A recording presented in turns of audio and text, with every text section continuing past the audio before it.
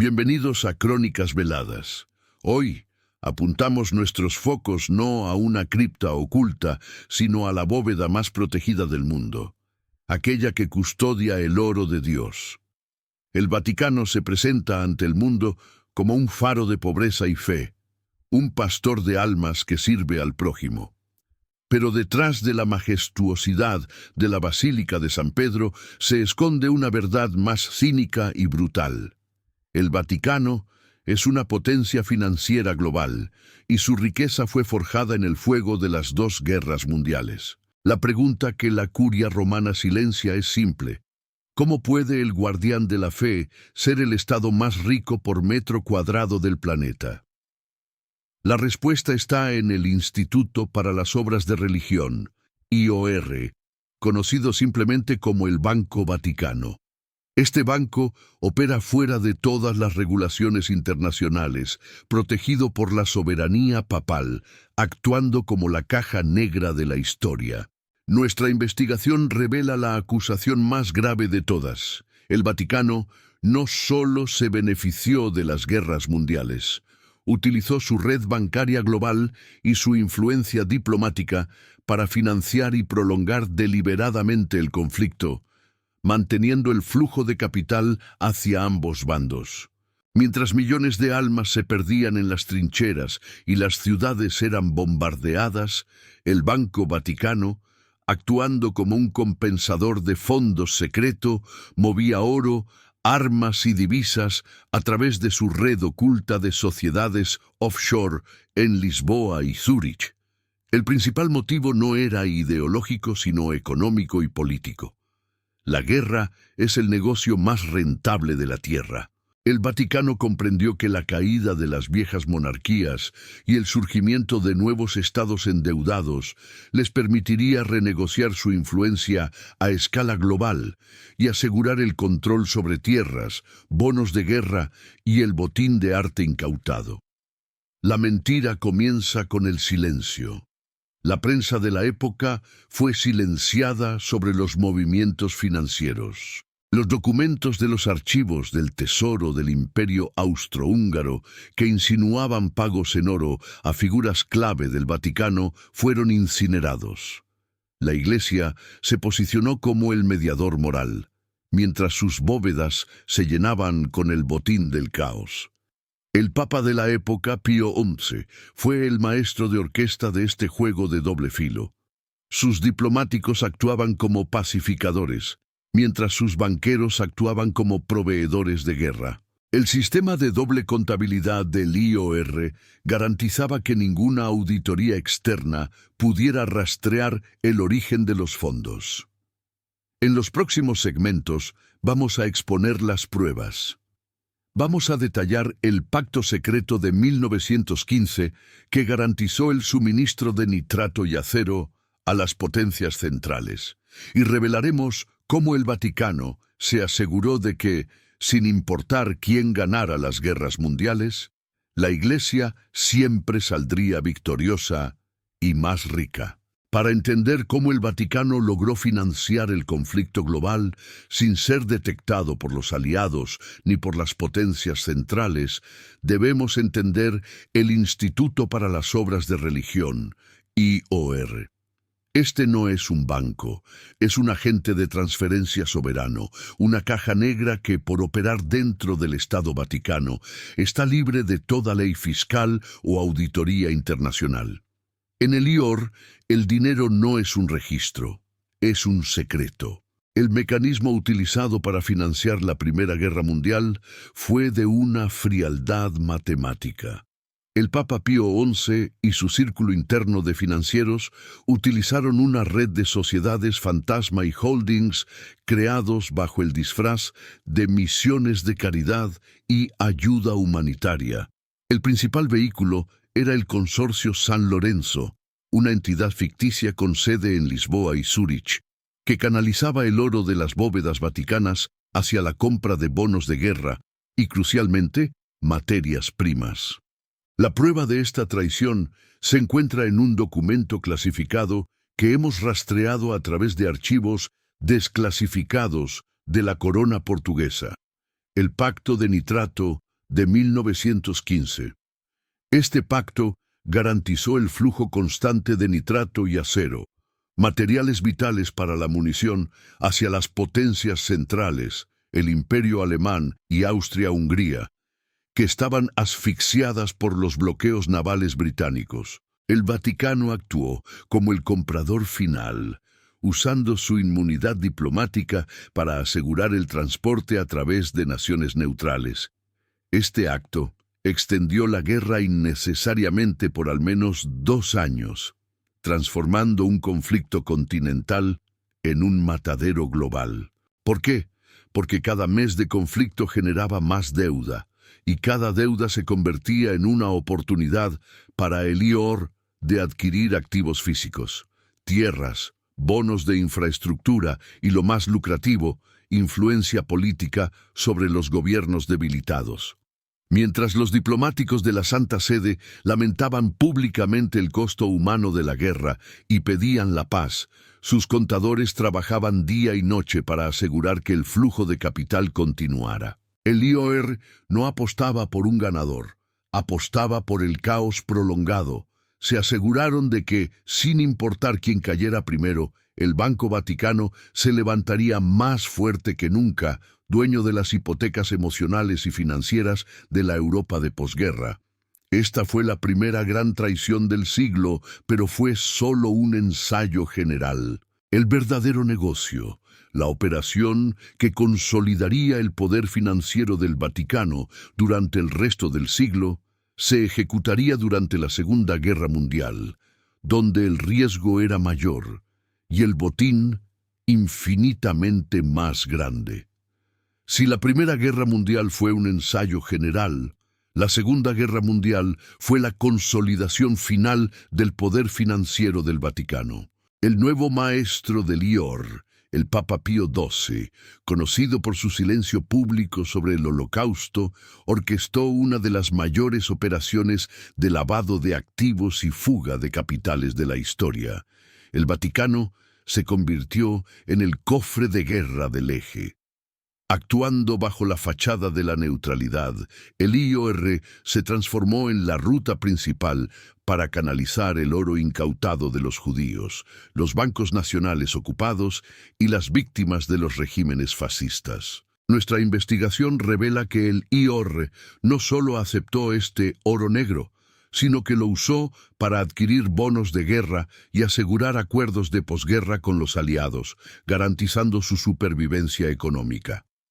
El clímax de esta traición llegó con la derrota del eje. La curia romana, lejos de condenar a los criminales, puso en marcha una red secreta de escape. Operación Convivencia. Este no era un simple acto de caridad. Era una operación logística y financiera a gran escala para evacuar a los principales jerarcas nazis, fascistas y miembros de regímenes colaboracionistas como los Ustasha croatas, hacia Argentina y Chile. La clave de la operación eran los archivos de pasaportes y el oro fugitivo. El Vaticano utilizó sus redes monásticas y diplomáticas para emitir documentos de identidad falsos, mientras que el IOR aseguraba que los activos robados por estos jerarcas fueran transferidos discretamente a bancos sudamericanos y luego limpiados a través de cuentas fachada en país, por ejemplo, Portugal, y la Banca Ambrosiana en Milán. La mentira detrás de las rutas de ratas es que ayudaron a escapar a hombres sin dinero. La verdad es que ayudaron a escapar a hombres que transportaban toneladas de oro y divisas, garantizando que este capital se mantuviera fuera del alcance de las fuerzas aliadas y sirviera para construir las bases financieras de la Cuarta Reich en Sudamérica.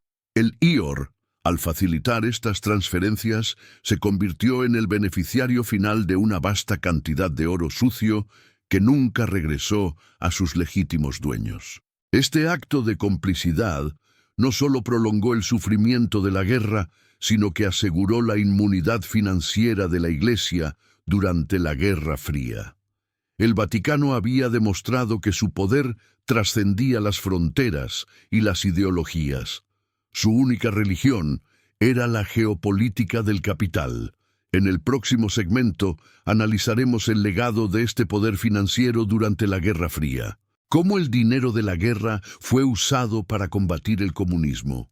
¿Y qué precio pagó el Vaticano cuando sus propios banqueros, conocedores de estos secretos, intentaron exponer la verdad en el turbulento siglo XX? Tras asegurar su botín de guerra, el Vaticano tenía un nuevo enemigo, el comunismo. El IOR no podía simplemente guardar su oro, debía usarlo para proteger su imperio espiritual y político en Europa y América Latina.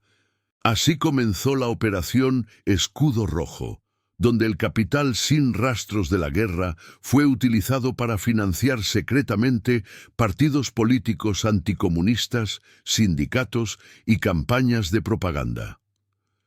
La Iglesia utilizó su riqueza para moldear el mapa político de la Guerra Fría, pero el sistema de inmunidad y secreto de IOR, diseñado para eludir a los aliados, se convirtió en un imán para la corrupción y el crimen organizado. Aquí es donde entran los nombres que definieron la podredumbre del Banco Vaticano: Michele Sindona y Roberto Calvi, apodado el Banquero de Dios.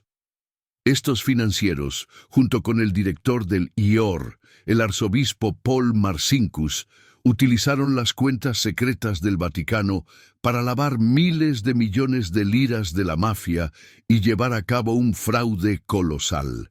El problema surgió cuando el fraude se descontroló, atrayendo la atención de auditores y la prensa internacional. Calvi, al ver que su imperio se derrumbaba, comenzó a amenazar a sus protectores. Calvi y Sindona no eran solo criminales, eran los guardianes de los secretos del IOR. Ellos conocían la ubicación de las cuentas secretas de la Operación Convivencia, el destino final del oro de guerra y las identidades de los jerarcas nazis que el Vaticano ayudó a escapar. El desenlace fue brutal y final. En junio de 1982, Roberto Calvi apareció colgado bajo el puente Blackfriars en Londres, con ladrillos en los bolsillos. El veredicto oficial fue suicidio. La verdad es que fue un mensaje en clave de la mafia y la élite vaticana. El nombre Blackfriars, frailes negros, era una referencia macabra a las órdenes monásticas que históricamente protegían a IOR. Su muerte no fue por deudas de la mafia, sino por la amenaza de revelar los secretos financieros de la Segunda Guerra Mundial. Michele Sindona intentó hacer lo mismo. Desde la prisión comenzó a escribir memorias amenazando con exponer la ruta del oro nazi y la complicidad del Vaticano. Poco después, en marzo de 1986, fue envenenado con cianuro en su café en la cárcel, un asesinato que fue rápidamente catalogado como un suicidio accidental por las autoridades italianas. Estas muertes no fueron sobre la mafia, fueron el acto final de la limpieza. El IOR había usado el caos de la guerra para crecer. Ahora usaba el caos del crimen organizado para silenciar a los testigos internos de su riqueza. El mensaje era claro para cualquiera que trabajara para el Banco Vaticano. Los secretos del oro de guerra nunca verían la luz.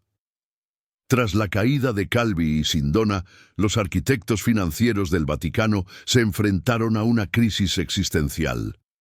La Iglesia no podía permitirse más escándalos de ahorcamiento bajo puentes de Londres. La solución de la curia no fue la moralidad, sino la sofisticación. El IOR fue sometido a una limpieza cosmética en la década, ejemplo 1990, prometiendo transparencia. Pero, al igual que los evangelios apócrifos, la verdad fue simplemente reempaquetada y escondida en un lugar aún más seguro: los mercados globales. El núcleo de la riqueza de las guerras mundiales se transfirió a un fondo de inversión masivo e infranqueable, que denominaremos Fondo San Michele. Este fondo opera a través de una red de hedge funds y sociedades holding anónimas en Luxemburgo y las Islas Caimán. El Fondo San Michele es, en esencia, el oro de guerra blanqueado, en forma de acciones y bonos de alta tecnología. El dinero ya no está en las bóvedas, está controlando las decisiones de Wall Street y de las capitales europeas. La influencia que Pío XII compró con bonos de guerra se ha transformado en un poder silencioso sobre la información y la política.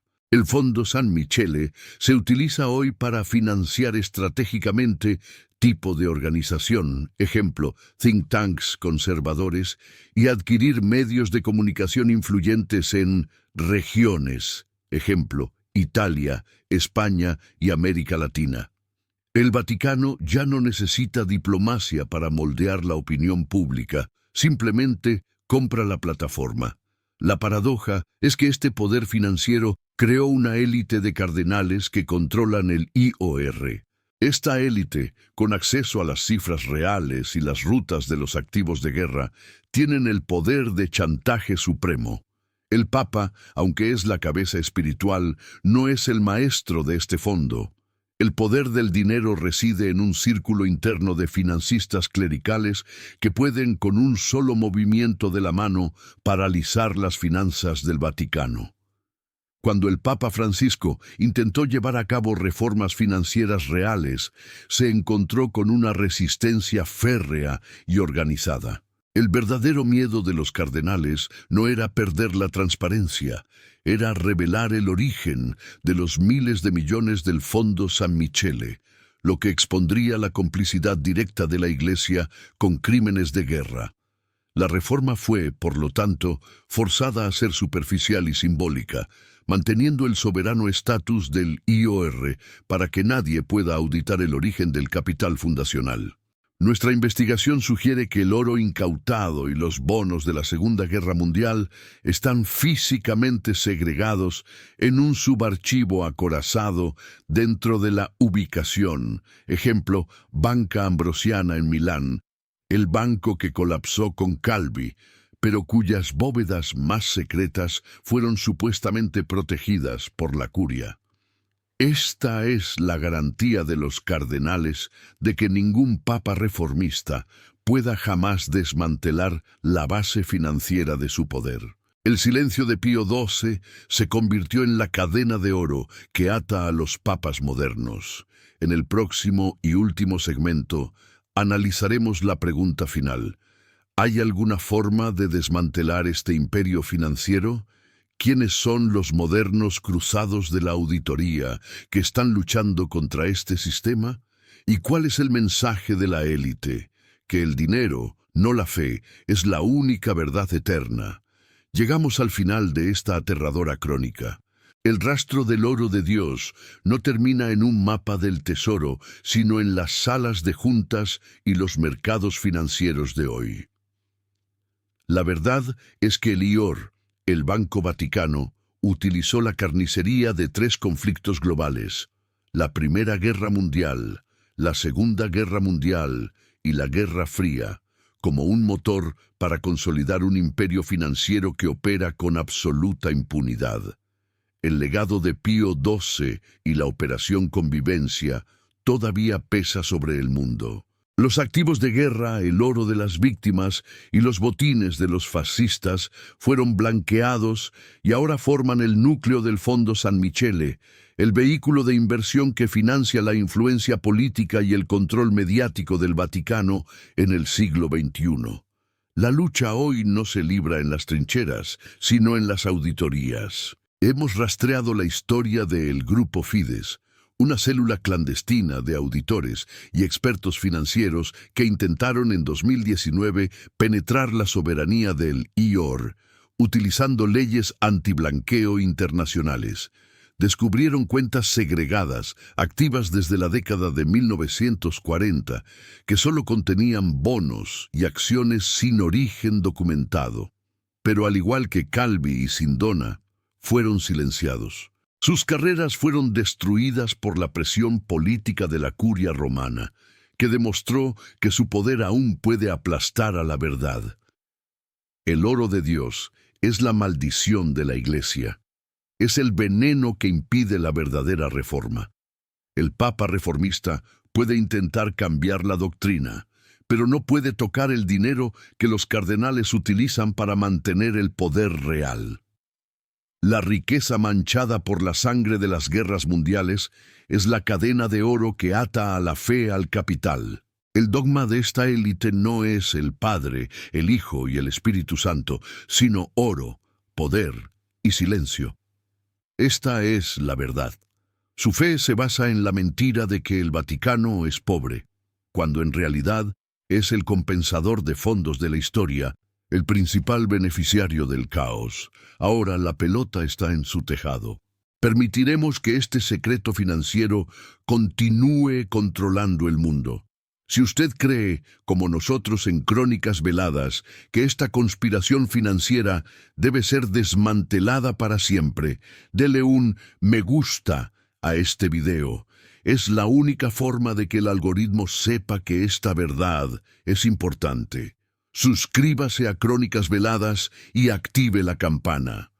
Únase a nuestra orden de buscadores de secretos que luchan contra el poder de la élite global. Deje su veredicto en los comentarios. ¿Es el Vaticano la última gran superpotencia financiera oculta del mundo? ¿Y qué otro papa intentó, sin éxito, luchar contra el poder del oro de Dios? Comparta este video. La única auditoría que la curia no puede silenciar es la presión masiva de la gente.